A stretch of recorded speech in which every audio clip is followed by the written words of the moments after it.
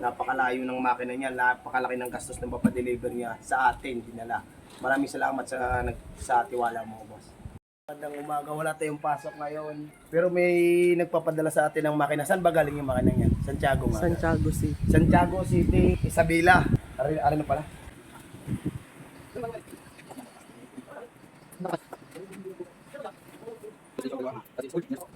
Yun mga boss, ito na yung makina na galing Sunny Boy Ataman, ayan, Taliti, Aguinaldo, Ifugao.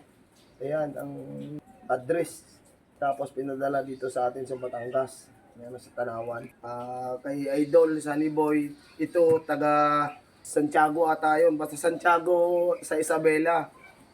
Pinadala niya ang makina niya, kaso hindi ko pa siya nakausap talaga kung ano talagang problema na rin. Ngayon tatawagan natin si Idol kung ano bang ipapagawa dito kasi hindi ko pa naklaro kasi nag-chat lang siya sa akin na ipapadala niya ang makina. Ito na nga yung makinang galing doon. Yung mga hindi pala to Isabela. Yun nga, nabanggit ko kanina Talite, Aguinaldo, Ifugao.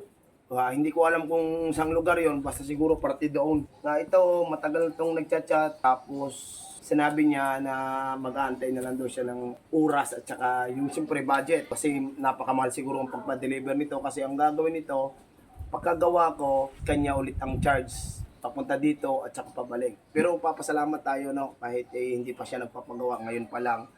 Lahat lang niya, nakikita lang niya sa video natin na siguro nakikita niya na kaya natin gawin. Kaya nga lang, hindi tayo laging magmayayabang na magaling. Basta gagawin natin ang lahat na maayos natin ang motor ni Idol, yung makina.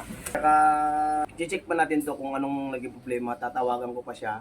Tapos, kung anong gagawin natin dito. Yun lang mga boss. Maraming salamat pala kay Sunny Boy. Ayan, napakalayo ng makina niya. Napakalaki ng gastos ng papadeliver niya sa atin, dinala.